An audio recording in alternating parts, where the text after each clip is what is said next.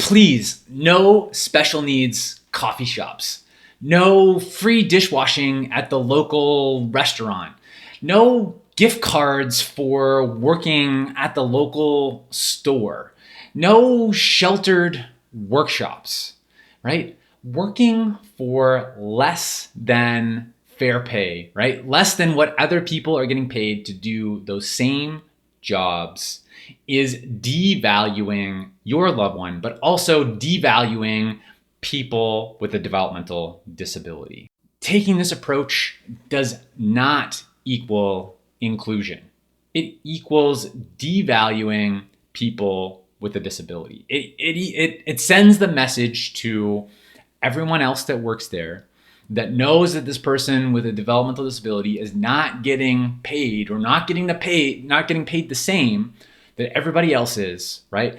They are now think of that person as less than because they're not being valued or they're not being paid, fairly or adequately, comparatively to everybody else.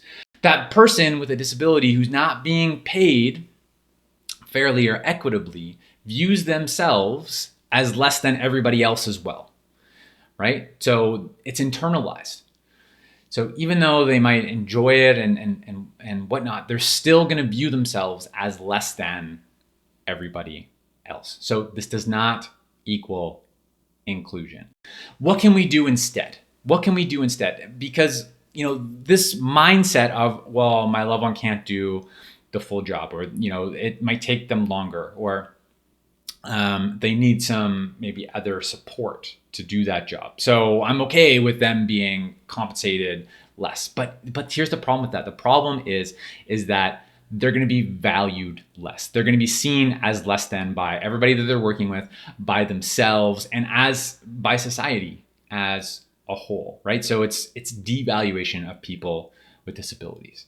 And people with developmental disabilities are already below the poverty line for many people. So we need to make sure that they're being compensated fairly so that they can start to move at least to the poverty line and hopefully over the poverty line. So how do we take a different approach, right? Well, fair pay for fair work, right? And how do we overcome some of those barriers that might exist in the job place, in the marketplace, to help our loved one, be doing that valued work, right? We're not looking for charitable work. We're looking for valued work, right? Actually meeting a business need. Well, it's really, really helpful in a best practice to have third-party representation for real employment, right? And there's great people that provide those types of third-party representation employment supports, and then there's not so great, right?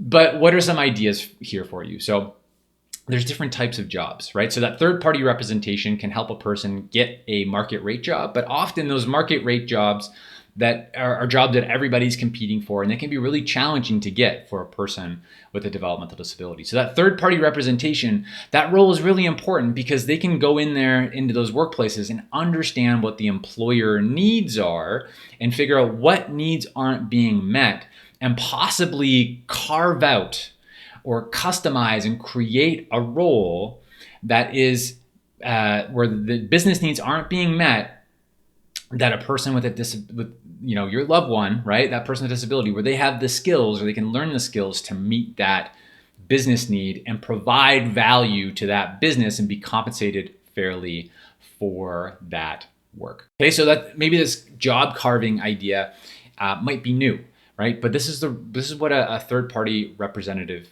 can help with your loved one. It's also looking at, one of the common things I hear is like, well, my loved one struggles to stay on task, or forgets maybe steps of things. Well, this is where that third-party representation can work to build more natural supports at work. So maybe this is looking for opportunities to work with one other person, or work in a team, or have other people at the workplace to keep an eye out. Say, oh, if you've done that, here's remember, this is your next task or next step. So building those relationships in the workplace are also super important, and that's the idea of natural supports at work. So people with developmental disabilities are capable, right? With the right support, and that third party representation can be really, really important and impactful for people to get real, fair paying jobs and fair work. So I think for us families, this can require that mindset shift, right? That our loved one is capable, and with the right supports, they can have a paid job, be doing fair work. So scroll down, leave me a comment. Love to hear your thoughts on this video and any of those ideas around helping your loved one to gain fair, fair work at fair pay. And how you might try to implement some of these concepts, and maybe how your mindset might have shifted or on any of these ideas. So scroll down, leave me a comment. I'm Eric Gall. Together, let's take a step forward.